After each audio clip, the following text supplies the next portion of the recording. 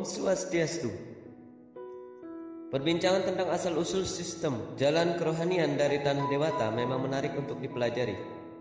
Banyak hal-hal menarik dan mengagumkan berkaitan dengan tradisi, adat, istiadat, kepercayaan di pulau ini.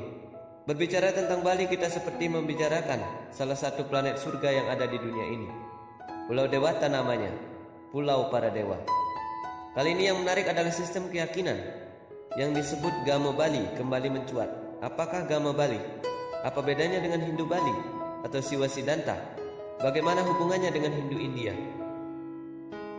Gamo Bali mulai dibahas karena telah ditemukannya ungkapan di dalam lontar gong besi yang menyatakan bahwa Trikayangan, Pura Dalam, Pura Pusah, dan Pura Desa tidak secara khusus menempatkan dewa-dewa besar seperti Wisnu, Siwa, dan Brahma yang biasa kita dengar. Ada nama lain yang disebutkan dalam lontar tersebut. Secara jelas sebutan Ida Sang Hyang Widi adalah Betara Dalam sesuai lontar gong besi. Beliau berstana di Pura Pusah disebut Trio Dasa Sakti. Saat berstana di Pura Desa disebut Tri Upasedana, dan saat beliau berstana di Pura Balai Agung bergelar Sang Hyang Bhagawati. Berstana beliau di perempatan disebut sebagai Sang Hyang Catur Buana.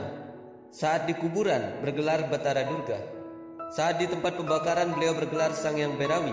Kemudian berstana di Ulun Setre bergelar Sang Hyang Brajapati. Inilah beberapa nama yang tersurat dalam lontar gong besi. Di dalam naskah ini disebutkan bahwa Batara Dalam patut dipuja dengan sepenuh hati, penuh rasa ikhlas dalam setiap pemujaan. Ide Batara Dalam dapat dihadirkan, peti puja, distanakan, stiti puja, dan dikembalikan pralina puja. Ide Batara Dalam adalah Sang Hyang Parama Wisesa.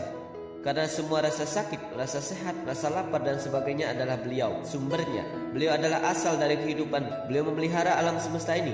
Dan beliau adalah sebagai penguasa kematian dalam air, cahaya, udara, dan akasa, sehingga beliau disebut dengan Sang Hyang Pemuterin Jagat. Bagaimana dengan Hindu Bali? Dari namanya tentu mengarah pada agama Hindu yang ada di Pulau Bali. Bagaimana dengan Siwa Siddhanta? Saat ini paham Hindu di Nusantara adalah Siwa Siddhanta. Hindu Bali tidak berbeda dengan Siwa Siddhanta. Hindu di Bali berpaham Siwaisme, dan ajarannya bersumber dari salah satu susastraan Hindu bernama Buana Kosa. Naskah tradisional Bali merupakan salah satu sumber pembangkit spiritual umat Hindu di Bali, khususnya, dan umat Hindu di Indonesia pada umumnya. Kenapa demikian? Karena Buana Kosa merupakan intisari ajaran Weda yang disarikan dalam bentuk naskah tradisi Bali yang isinya sangat kaya dengan paham Siwaisme. Buana Kosa dikatakan sebagai sumber suci pembangkit spiritual Hindu di Bali, oleh karena segala aktivitas kegiatan rohani dalam bentuk kegiatan spirit dan ritual Hindu ada bersumber dari naskah tersebut. Naskah ini telah dikoleksi di Pusat Dokumentasi Kebudayaan Bali di Denpasar, yang naskah aslinya terdiri dari 11 bab dan 486 sloka. Diperkirakan agama Hindu di Bali berkembang pada abad ke-8 dengan bukti prasasti di Pura Putra Betara Desa, Bedawulu Gianyar yang berkuasa dari abad ke-8 Masehi. Pada abad ke-11, Empu Kuturan datang ke Bali. Pada abad inilah di masyarakat mulai adanya pemujaan terhadap Trimurti, Brahma, Wisnu, Siwa yang diperkasai oleh Empu Kuturan. Sampai pada abad ke-16, pada masa dalam Watu Renggong, kehidupan agama Hindu di Bali mencapai zaman keemasannya dengan datangnya Dang Hyang Nirata ke Bali. Akhirnya sejak tahun 1959, agama Hindu diakui secara formal oleh pemerintahan di Indonesia. Sebelum masuknya paham atau kepercayaan Hindu ke Bali, masyarakat Bali tentunya sudah memiliki kepercayaan sendiri. Sejarah atau asal-usul agama Hindu masuk ke Bali ternyata dimulai dari masuknya paham Hindu ke Bali Nusantara. Masuk pertama kalinya dari India pada abad ke-15 sebelum Masehi. Agama Hindu telah mengalami akulturasi dan asimilasi kebudayaan dalam waktu yang panjang hingga menjadi bentuknya yang sekarang. Bagaimana dengan Hindu India? Kata Hindu sebenarnya tidak ada di dalam literatur Weda. Asal-usul agama Hindu di dunia dimulai dari masuknya bangsa Arya ke India sejak 1500 sebelum Masehi. Dalam bahasa Persia, kata Hindu berakar dari kata Sindhu, sebuah wilayah dengan 7 sungai di barat daya anak benua India, yang salah satunya bernama Indus. Pada awalnya kata Hindu menuju pada masyarakat yang hidup di wilayah sungai Sindhu. Hindu sendiri sebenarnya baru terbentuk setelah Masehi dan menjadi biasa disebut sampai saat ini. Hindu India seringkali dianggap sebagai agama yang beraliran politeisme karena memuja banyak dewa, dan salah satu sosok yang idolakan adalah Dewa Siwa.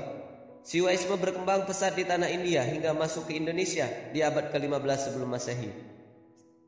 Dari beberapa uraian tentang Gamo Bali, Hindu Bali, dan Hindu India, kita dapat mengambil benang merahnya. Yang pertama, Pada dasarnya ketiga paham ini meletakkan sosok Dewa Siwa sebagai ekspansi Tuhan Yang Maha Esa, Ida Sang Yang Widi, Batara Dalam. Jika dipelajari lebih lanjut, Dewa Siwa memiliki banyak nama. Siwa Sahasra Nama, 1000 nama Siwa. Dalam perkembangan unsur bahasa daerah juga dapat digunakan dalam memaknai keesaan Tuhan.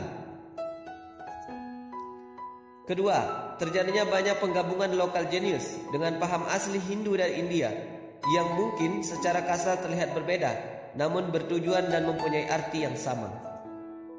Yang ketiga, paham Gama Bali, Hindu Bali, dan Hindu India telah mengalami pengembangan dan penyederhanaan oleh para wiku, empu, dan resi di Indonesia dan di dunia, hingga menghasilkan paham Siwa Siddhanta seperti sekarang ini. Pada akhirnya, Yayatamam Prapadiante Tamsta Taiwa Bajami Aham Mamawat Manuwartante Manusia Patah Sarwasa. Sejauh mana semua orang menyerahkan diri kepadaku, aku menganugerahi mereka sesuai dengan penyerahan dirinya itu. Semua orang menempuh jalanku dalam segala hal, wahai putra Prita. Gama Bali, Gama Tirta, Hindu Bali, Hindu India hanya sebuah sebutan lahiriah. Kebijaksanaannya terletak dalam ketaatan, etika, tatwa, upekara yang dilakukan atas hasrat kepuasan Sang Yang Widi, Siwa, Betara Dalam. Saatnya kita menundukkan hati, melepaskan ego, merasa yang paling benar. Terlalu banyak waktu yang kita habiskan untuk berdebat hal-hal yang tidak penting. Seperti kata pepatah, merebutin tulang tanpa isi, tidak ada manfaat. Semoga video ini dapat membuka wawasan kita bersama. Silakan subscribe channel Sloka Weda untuk video selanjutnya. Semoga semua makhluk berbahagia. Om Santi, Santi, Santi.